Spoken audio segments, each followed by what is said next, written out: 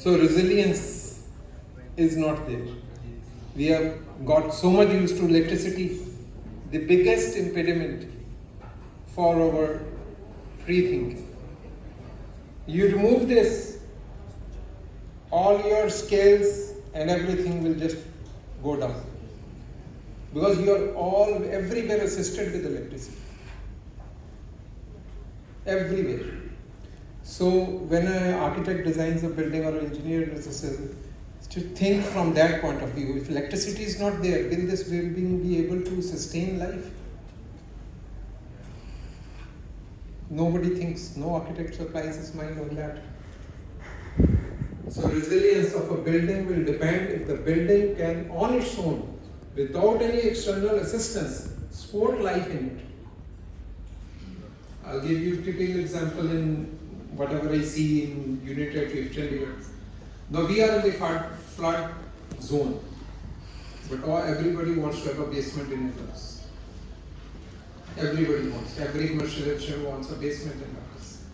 So if the flood comes, the resilience of those buildings is gone. Water supply.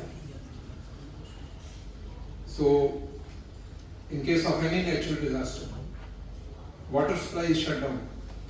From where would you get drinking water? The resilience of that building is gone.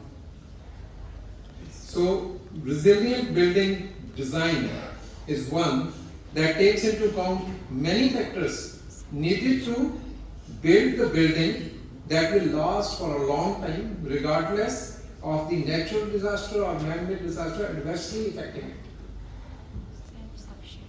So building climate resilience involves all factors and actors, including government, including community, including businesses, architects, engineers, having the capacity to anticipate the climate risk.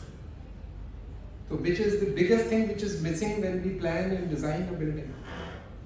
Anticipation of climate risk is missing.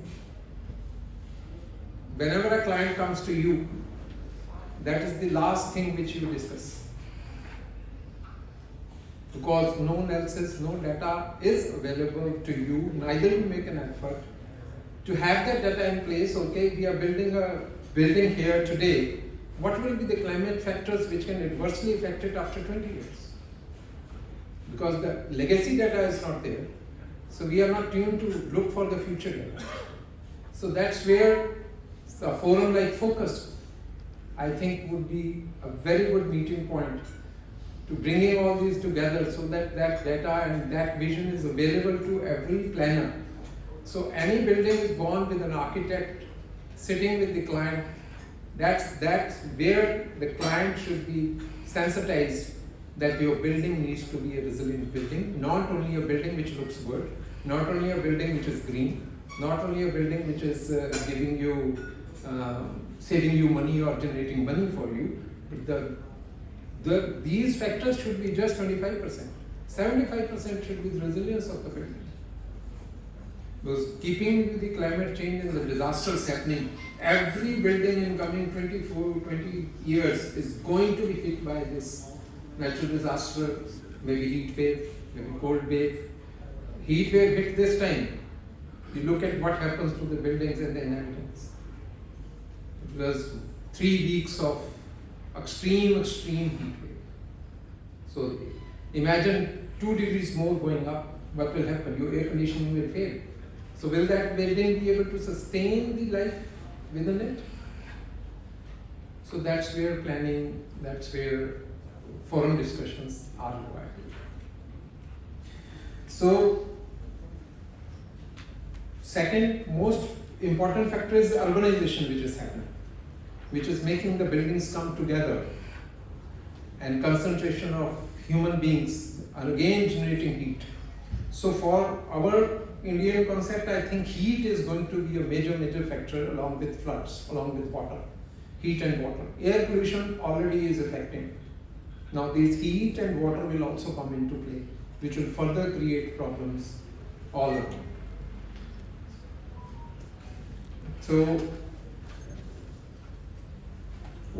I would like to share a few data that why do we discuss these things, religions, climate change, for whom?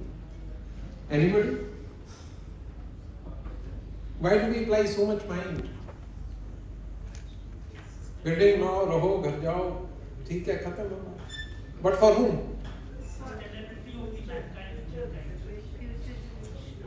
ये कहने की बात है. गांधी की कोई फिक्र नहीं होती है हमको. फ्यूचर जनरेशन की कौन फिक्र?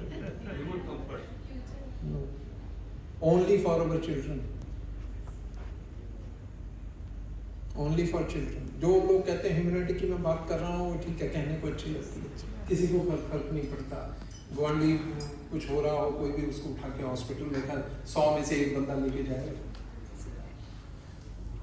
So children, so do you know, as per UNICEF data, 600 million children globally will be projected to living in areas of extreme water crisis. So when you are making a building, presume there is no electricity, no civil water supply. From where will water come? So rainwater harvesting becomes a very, very important factor only because in case of any problem, that's the only source of drinking water you could have had at that point of time. Hand pumps are out of question. Because the concentration of population, one hand pump, and like in Chandigarh, you know, hand pumps are not allowed at all. So let's say hand pumps are not allowed, electricity goes, water supply goes.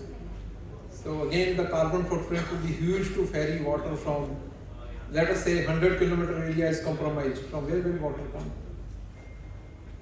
So that's what the planning portion would be a great help. Rest are the certain data which you must be aware. Climate change has happened. It is not coming, it has already happened. Adverse effects are visible, and if we don't do the things which we are required to do to live closer to nature, these things will keep on increasing in intensity, and which will create a further disruption of the way we live. Ultimately, nature will try to get us closer to it and to live as close to as nature. Means your own created environments will vanish. So my request to this forum is that the dialogue should be centric on, in addition to technicalities, on the sensitization of the client, that why he needs to have a resilient building which is sustainable, which will, because it will not only affect him but others around it. Thank you.